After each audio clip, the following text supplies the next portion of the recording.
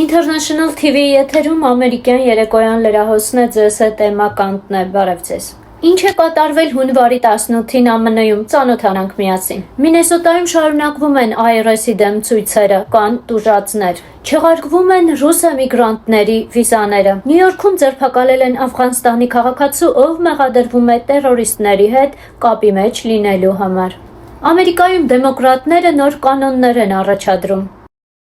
Մինեսոտայում շարունակվում են ակտիվ ցույցերը, ինչը հանգեցրել է հասարակության եւ IRS-ի աշխատակիցների մինչեւ բախման հետևանքով IRS-ի կողմից կան 10 տուժած քաղաքացիներ։ Աշխատակիցները շարունակում են նաեւ ծեծել դռները եւ փնտրել անօրինական քաղաքացիներին։ Ինչպես գիտեք, նախագահ Թրամփը չեղյալ է համարել էմիգրացիոն վիզաները, ինչպես Հայաստանում, այնպես էլ մի շարք երկրներում, որոնցից են Ռուսաստանը, Տաջիկստանը, Ուկրաինան, Ադրբեջանը, Ուզբեկստանը, Վրաստանը, Տաջիկստանը եւ այլն։ Միչիգանում վատ եղանակի պատճառով մայրուղու վրա բախվել են 100-ից ավելի մեքենաներ, կան տուժածներ։ Այսօրվա համար նախատեսել էինք այսքանը, եթե ցանկանում եք լինել տեղեկացված, շարունակեք հետևել International TV լրահոսին։ Ձեզ հետ Էմմա Կանտն էր, ցտեսություն։